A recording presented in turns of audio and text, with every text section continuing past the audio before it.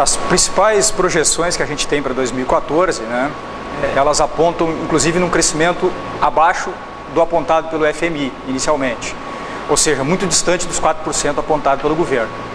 Obviamente que o gestor público ele tem interesse em sinalizar para uma taxa de crescimento maior, normalmente acima da taxa sinalizada pelo mercado, em função de criar uma expectativa maior em termos de otimismo, né, dos agentes econômicos.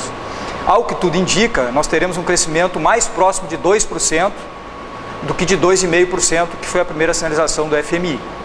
Ou seja, na realidade o Brasil está sofrendo de forma um pouco retardada o efeito da crise financeira internacional.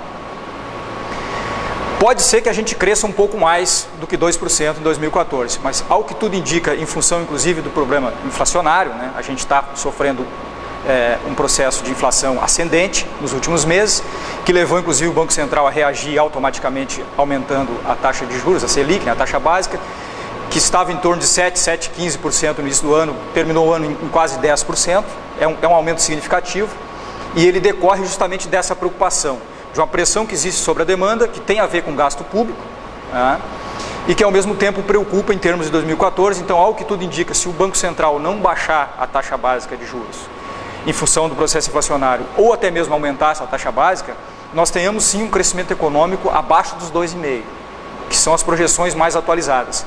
Mas é claro, como eu disse anteriormente, o agente público vai sempre tentar operar com uma taxa acima da taxa de mercado, mas mesmo o governo ele já fez uma revisão dessa taxa de 4% e está sinalizando também com a taxa inferior a 3%. O Brasil ele já vem crescendo há algum tempo abaixo, inclusive, dos países latino-americanos, né? Se você pegar a taxa de crescimento média mundial, que não é tão relevante assim para a gente analisar o país comparando com vários países do mundo, porque, né, uma média ela sempre causa alguma distorção. Mas se a gente tomar como referência países em desenvolvimento, os chamados emergentes, por exemplo, a distância é grande, mas mesmo se a gente tomar como referência os países da América Latina, nós também estamos abaixo. O Brasil cresce abaixo da média de crescimento econômico da América Latina já há alguns anos. Isso não é um fenômeno recente. Isso tem muito a ver com os mecanismos de política macroeconômica que a gente utiliza no Brasil. Desde que foi instituído o regime de metas de inflação, em 1999, no início do segundo governo do Fernando Henrique Cardoso, nós temos claramente políticas tanto de juro quanto de redução de gasto público, quanto de controle, algum controle sobre o câmbio, que elas limitam as possibilidades de crescimento econômico. Todo aumento de juro ele tem um efeito automático sobre redução de consumo. Então, mesmo que o Estado tenha feito, mesmo que o governo federal, né, desde o Lula, né, mas também a Dilma, tenha feito um movimento no sentido de incentivar o consumo, e o Brasil vem crescendo com base no consumo, a taxa de investimento não cresceu durante esse período, quase nada, não chegou nem a 20%, que é baixa para um país em desenvolvimento. Então nós continuamos crescendo com base no consumo. Isso no curto prazo tem efeitos positivos, chamados efeitos anticíclicos. Obviamente que quando esses incentivos de consumo vão se reduzindo, no caso, por exemplo, fim do IPI para a linha branca, o fim do IPI para a compra de automóveis e outros incentivos, eles vão criando restrições sobre o crescimento econômico. Então a gente vai tendo uma dificuldade de ordem interna, que tem a ver com demanda, né, que acaba limitando um pouco o crescimento econômico. De outra parte, o cenário internacional desde 2008 ele também não vem sendo muito favorável. Então o Brasil, à exceção das commodities, né, que continuam tendo uma demanda internacional significativa, o Brasil é um país com um potencial enorme, né, ainda um potencial enorme para crescimento na área de commodities. No caso dos produtos industrializados, a demanda se reduziu por produtos brasileiros. Então, o país como um todo tem tido dificuldade de se inserir em mercados internacionais mais exigentes, sobretudo nos produtos de maior intensidade tecnológica. Então, essa também é uma dificuldade que ela é de natureza externa, mas que afeta a nossa capacidade de crescimento. Ou seja, mesmo que o câmbio tenha se desvalorizado nos últimos meses, e isso vem acontecendo, tanto em 2012 quanto em 2013, mesmo assim o Brasil tem dificuldade de inserir a sua produção no mercado internacional, em grande medida em função do baixo crescimento dos demais países pelo mundo afora, né? E nós temos um outro indicador que ele é um tanto quanto desfavorável, né? A inadimplência aumentou um pouco em 2013, pouco, mas aumentou, mas o grau de endividamento das famílias, sobretudo na classe C, onde se encontram as famílias entre 2,5 e 5 salários mínimos, né? Classe C que há pouco tempo foi tão aclamada como sendo a classe que finalmente acessou ao consumo, né, de bens duráveis, inclusive. O grau de endividamento da classe C ele é 60%, comprometimento da renda com pagamento de dívidas, né? Então isso é muito preocupante. Da renda brasileira como um todo, isso está em torno de 45%, o que já é elevado, né? Então, claro que o consumo, ele acaba sendo uma variável fundamental para estimular o crescimento, mas ao mesmo tempo, num período de inflação em elevação e taxas de juros em elevação para combater a inflação, provavelmente essa demanda interna para o consumo ela vai ter que ser compensada de alguma forma. Então talvez a gente tenha também em 2014 algum tipo de política anticíclica, né? Do tipo redução de IPI, do tipo aumento de transferência de renda, que são também políticas importantes, porque apesar de afetarem uma camada da população mais pobre, na prática elas aumentam a renda disponível no agregado. Então elas conseguem também promover algum ganho de consumo, algum aumento de consumo ao longo do período. Então talvez por isso o governo esteja operando com uma taxa de crescimento acima da taxa de mercado, o que é normal, que o governo sinalize para uma taxa um pouco acima, né? O anormal seria o governo sinalizar para uma taxa abaixo da taxa do mercado, aí seria preocupante, né?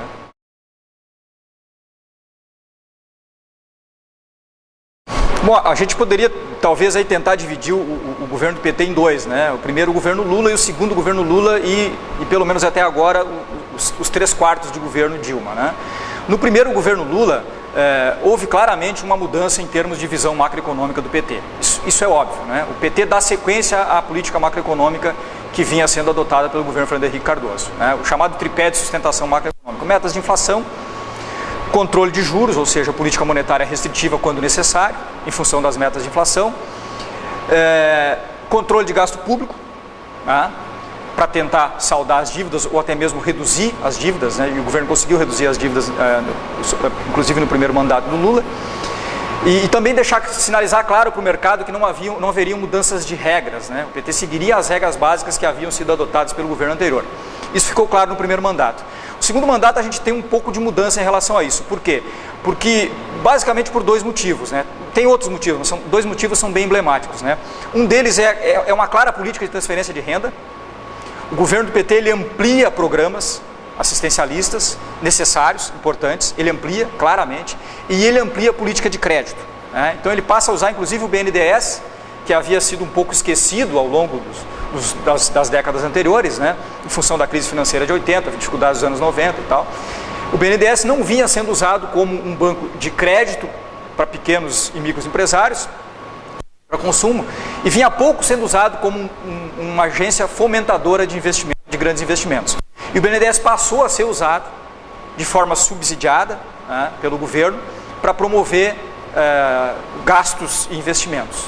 Então isso é uma mudança significativa em relação ao que se tinha anteriormente. É claro que o governo do PT não abandonou a política macroeconômica que vinha sendo adotada. O que ele fez foi criar alguns mecanismos um pouco mais desenvolvimentistas, né, para usar um termo antigo, né, que não é tão antigo, no sentido de tentar promover o crescimento econômico. O que aconteceu no governo Lula é que o governo Lula, para a felicidade do próprio Lula e para a nossa também, até 2008 encontrou um cenário internacional muito favorável. Então a economia mundial cresceu, mais do que a nossa inclusive. Os emergentes então cresceram bem mais do que o Brasil. Então o Brasil conseguiu crescer uma taxa de 4% ao ano, durante os 8, em média, né? Durante os 8 anos do governo Lula. Isso não é muito para uma economia como a brasileira, se a gente comparar a economia chinesa, por exemplo, é pouco, mas é bastante para uma economia que não vinha crescendo nada parecido com isso já há mais de 2 décadas. Então a gente passou a crescer uma taxa elevada. Essa taxa de crescimento elevada, ela encontrou uma perspectiva muito favorável no comércio internacional, sobretudo em função do impacto da China.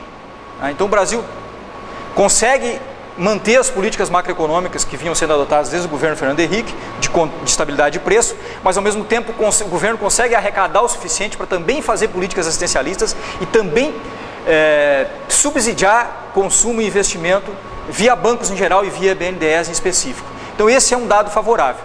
No caso da Dilma, a situação se complicou um pouco.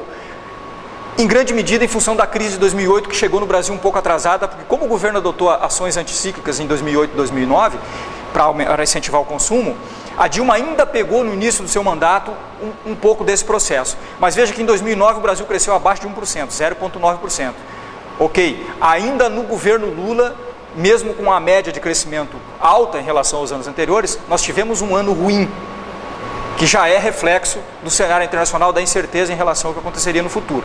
De qualquer forma, o Brasil continua sendo extremamente atrativo ao capital estrangeiro, produtivo e financeiro em função dos juros, obviamente, mas produtivo também, o que indica que, em grande medida, expectativas em relação não só à Copa do Mundo, mas também à Olimpíada em 2016, elas criaram uma possibilidade do capital internacional continuar vindo para o Brasil, sem o governo ter que necessariamente desenvolver mecanismos alternativos para isso, né?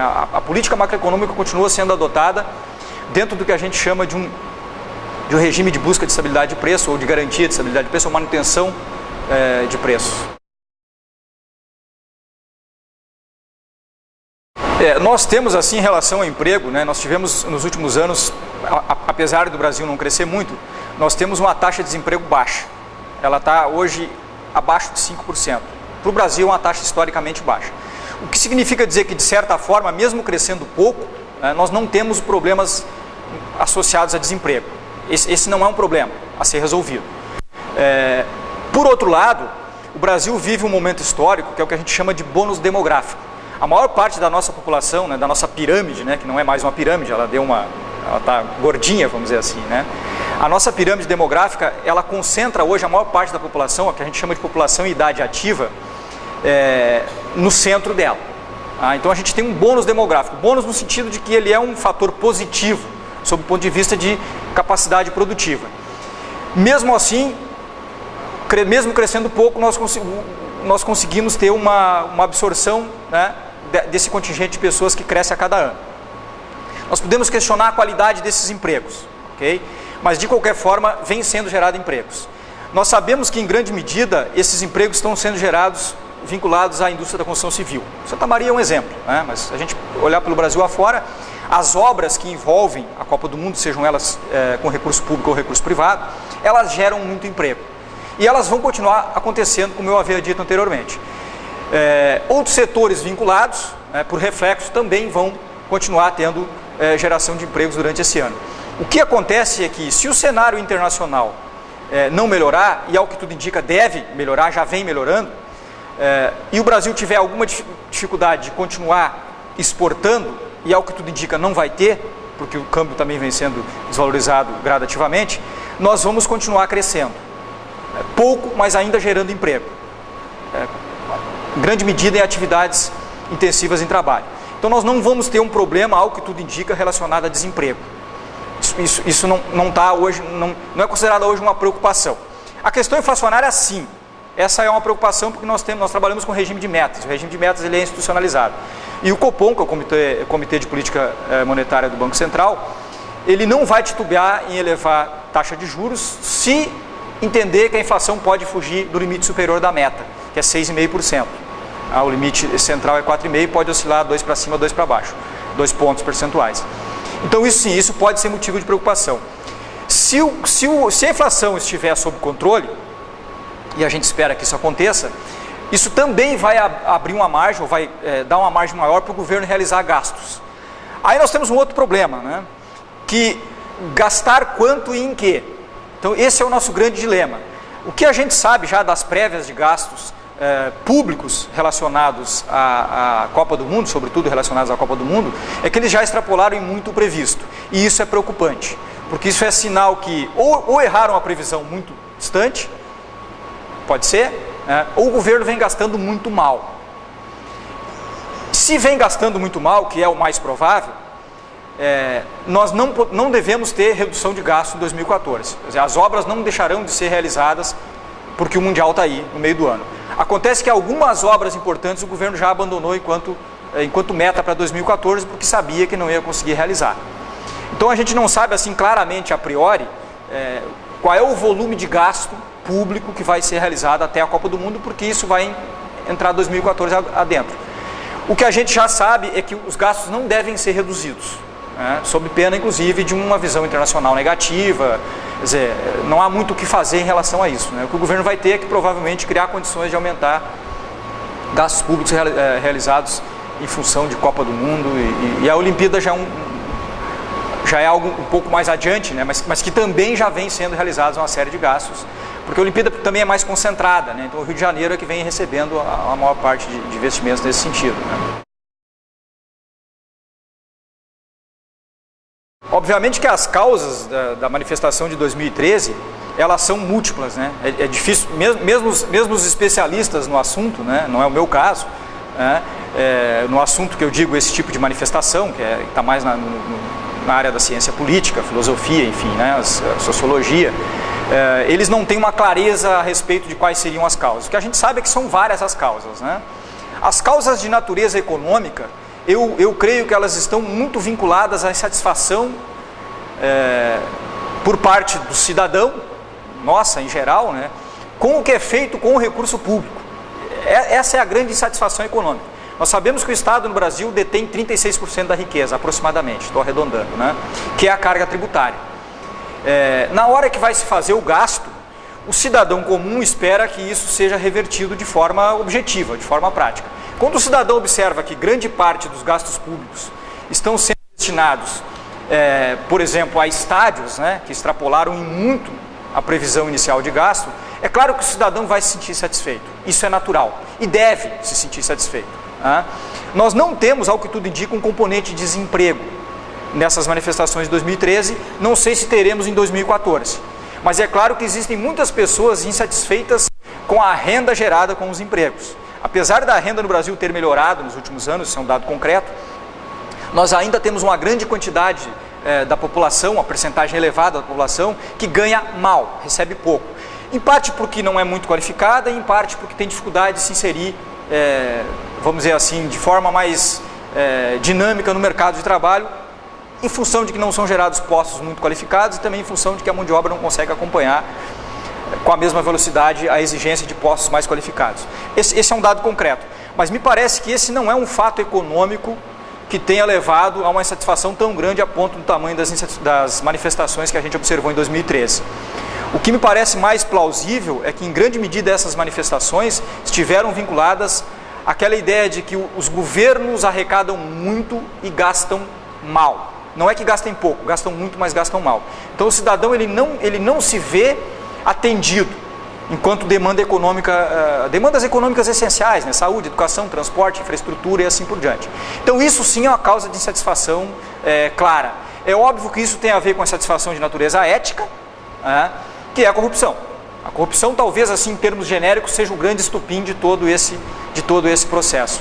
Mas a gente não sabe dimensionar até que ponto a corrupção tem um componente estritamente econômico, ou até que ponto ela é uma questão cultural, institucional, ela é uma questão vinculada à forma como os agentes têm se acostumado a tomar decisões ao longo do tempo.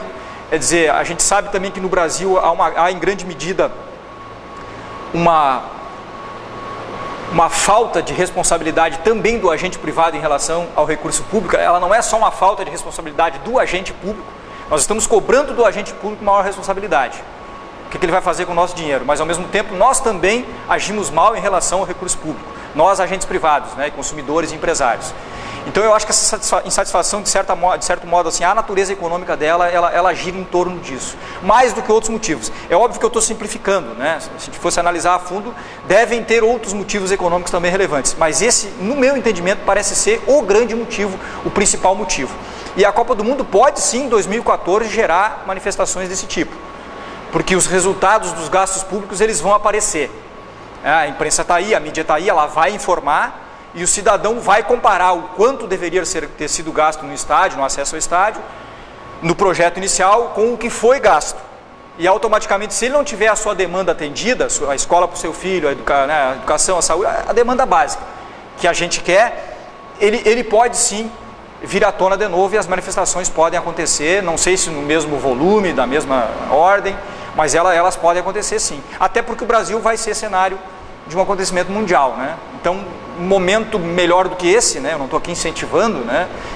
As manifestações sim, quebradeira não, né? Não é essa a ideia, mas é claro que fazer parte de um evento, aliás, organizar um evento mundial vai facilitar muito a organização de manifestações dessa natureza, sejam por motivos econômicos ou provavelmente por uma série de motivos que a gente sabe.